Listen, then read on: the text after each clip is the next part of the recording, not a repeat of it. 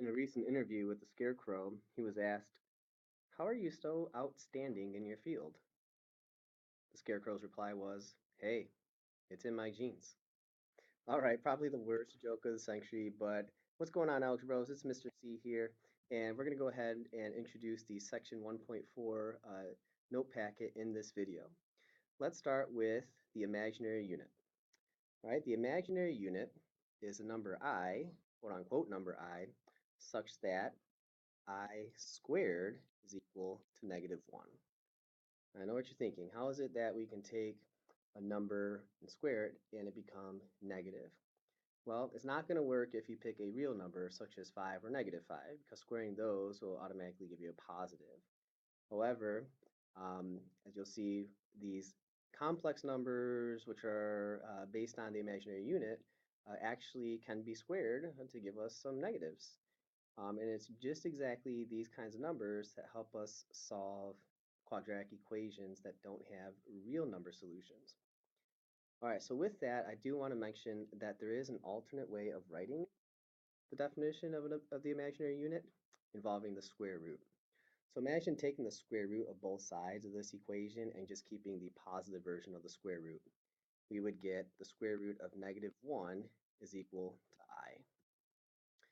All right, we'll talk about how this helps give way to the principal square root of -n property. But before that, I want to give you some facts about I. All right, so off to the side, here's some helpful facts. First of all, we know that I is equal to the square root of -1. By the first version of the definition of the imaginary unit, I squared is equal to -1. If we were to do I cubed, we'd be able to show that this is equal to the opposite of I. Last but not least, if we were to do I to the fourth, we'd be able to show that this is actually equal to 1. It turns out that you really don't need any more higher powers of I because they all wind up simplifying to either one of these four different facts. All right, so how is this going to help us in the world of quadratic equations, so on and so forth? Well, now let's get into the principal square root property of -n. So this basically tells us how we can handle taking the square root of a negative number.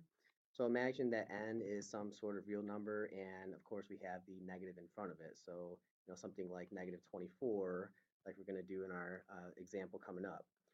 Anytime we have the square root of a negative number, what I like to do is, oops, let me back up on that, choose the right pen.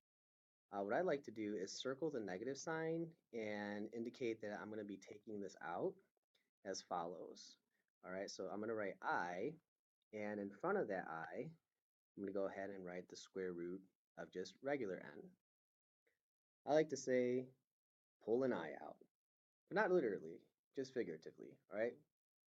So anyway, the square root of -n, we can take the negative out behind the square root, change n to the positive version of it, so long that we write I directly to the right of the square root.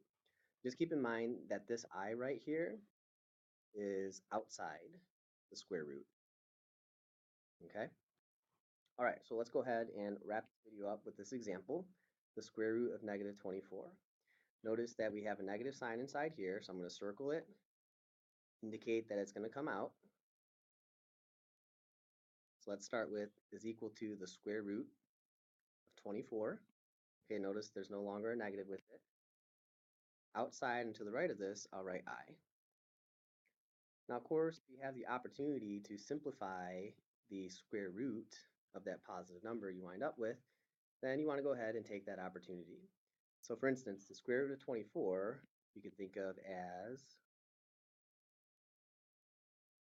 the square root of 4 times 6. You have to keep on jotting down the I.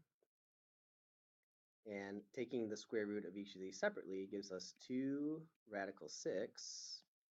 And then don't forget, on the outside and to the right, we have the imaginary unit I. Of course, the square root of 6 doesn't break down any further, so it's going to trickle along and be part of our final answer. And with all that, the pain and torture, fun and excitement for that example is done and over with. All right, that's it for this one. I know at the very bottom it says the creation of the imaginary unit, so on and so forth. Well, I'm going to go ahead and talk about that in the next one. In the meantime, hope you enjoyed the video. If you have any questions about this stuff whatsoever, feel free to reach out to me. Otherwise, thanks for watching.